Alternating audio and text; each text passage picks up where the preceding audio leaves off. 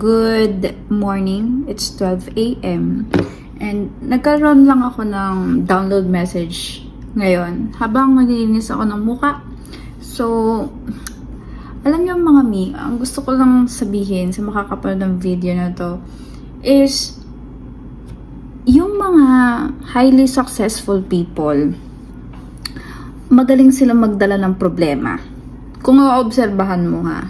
And I hope sa makakapanood ng video na to, mag-resonate to sa'yo na dapat kung gusto mong ma-attract yung buhay na gusto mo at yung mga manifestation mo, yung pangarap mo, lahat, yung dream life, dapat marunong kang magdala ng problema na para bang wala kang problema.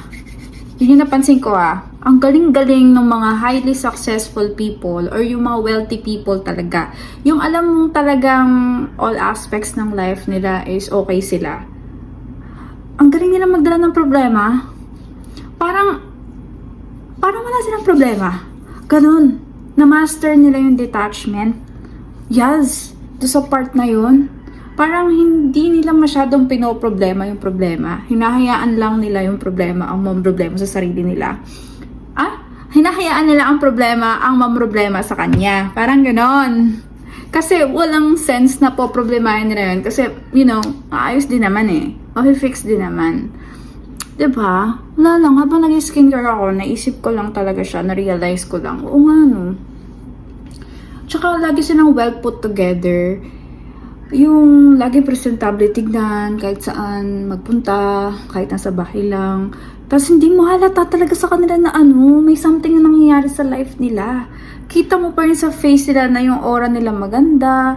Alam mo yon, magaling magdala ng lahat ng eksena sa buhay.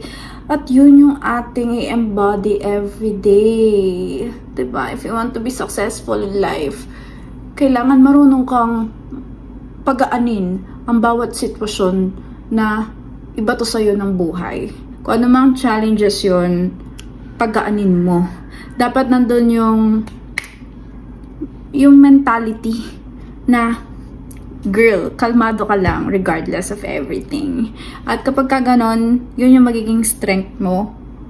Compare mo sa ibang tao na minor problems or, minor challenges is parang pasan na nila yung buong daigdig. So, nangyayari, masyadong nakafocus na sa problema kapag ka ganun. Hindi na nakaka-attract ng mga new opportunities or blessings kasi nga nakafocus na yung energy sa problema. So, imagine, sa maliliit na challenges, parang pasan mo na yung daigdig. Paano pa pagka binigay ni God yung malalaki?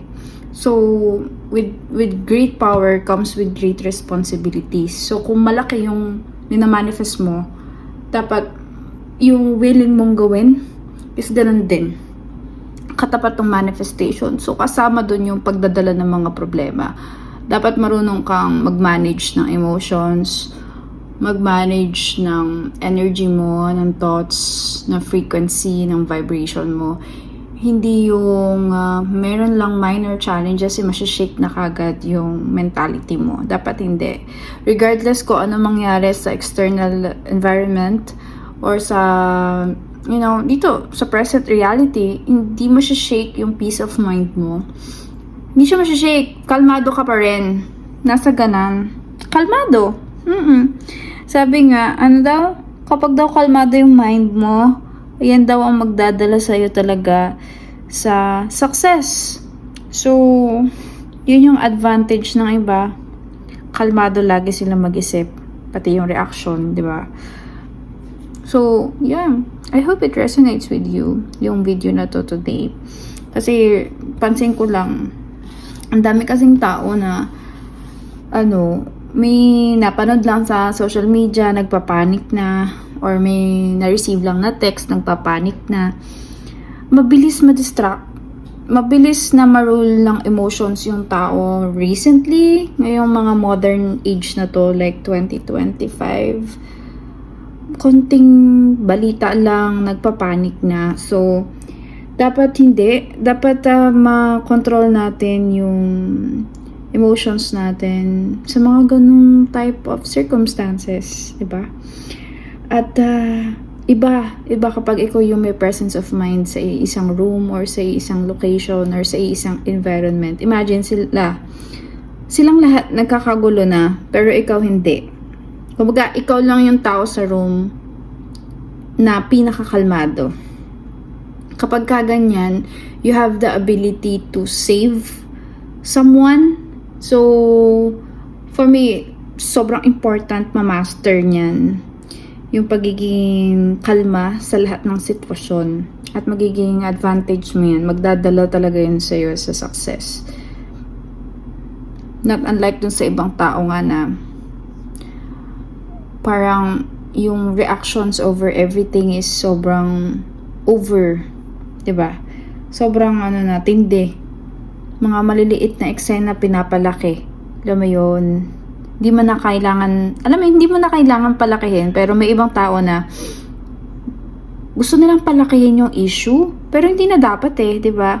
So, kung ano man nangyari, tapos na yun nasa past na yun. So, you have to deal with it in a professional way, in an elegant way, nakalma ka, as if you're already a successful person, as if you're already a wealthy person. So, in this way, mas mabilis mo ma-attract yung manifestations mo kasi ang ini-embody mo ng frequency is high vibration ka na kapag ka ganyan.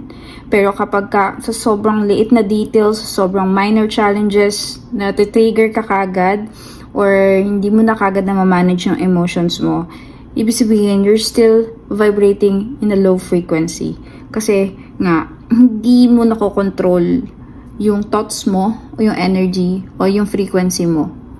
Kung ano man mangyari sa present reality. Mas nagbabase ka sa logic. Mas nagbabase ka sa physical na nangyayari.